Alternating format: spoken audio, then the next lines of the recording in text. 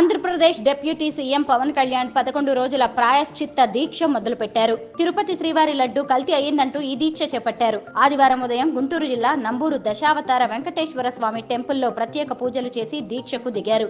అంతకుముందు స్వామివారికి ప్రత్యేక పూజలు నిర్వహించారు. 11 రోజుల దీక్ష తర్వాత తిరుమల శ్రీవారిని దర్శించుకుంటారు పవన్ కళ్యాణ్. తిరుమల శ్రీవారి లడ్డు కల్తీ కావడంతో ఆవేదన వ్యక్తం చేస్తూ తాను ప్రాయశ్చిత్త దీక్ష చేపడుతున్నట్టు శనివారం ప్రకటించారు.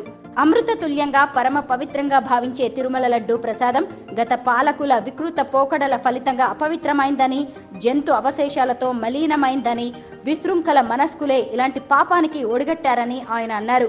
లడ్డు ప్రసాదంలో జంతు అవశేషాలు ఉన్నాయని తెలిసిన క్షణం తన మనసు కలత చెందిందని చెప్పుకొచ్చారు. ఈ ఘోర అపచారానికి సనాతన ధర్మాన్ని నమ్మే ప్రతి ఒక్కరూ ప్రాయశ్చిత్తం చేసుకోవాల్సిందేనని అన్నారు. అందులో భాగంగా ప్రాయశ్చిత్త దీక్ష చేయాలని సంకల్పించానని చెప్పారు పవన్ కళ్యాణ్.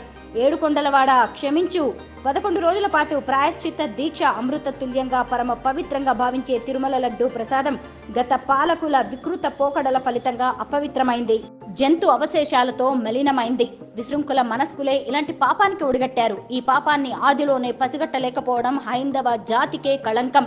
లడ్డూ ప్రసాదంలో జంతు అవశేషాలు ఉన్నాయని తెలిసిన క్షణం నా మనసు వికలమైంది, అపరాధ భావానికి గురైంది.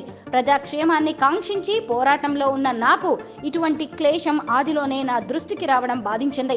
కలియుగ దైవమైన బాలాజీకి జరిగిన ఈ ఘోర అపచారానికి సనాతన ధర్మాన్ని నమ్మే ప్రతి ఒక్కరూ ప్రాయశ్చిత్తం చేసుకోవాల్సిందే. అందులో భాగంగా నేను ప్రాయశ్చిత్త దీక్ష చేయాలని సంకల్పించానంటూ చెప్పుకొచ్చారు. వైకుంఠ ధామంగా భావించే తిరుమల పవిత్రతకు, వేదాచారాలకు, ధార్మిక విధులకు కళంకం తెచ్చే విధంగా పెడపోకడలకు పాల్పడిన గత పాలకుల తీరు హిందూ ధర్మాన్ని పాటించే ప్రతి ఒక్కరిని బాధించిందన్నారు.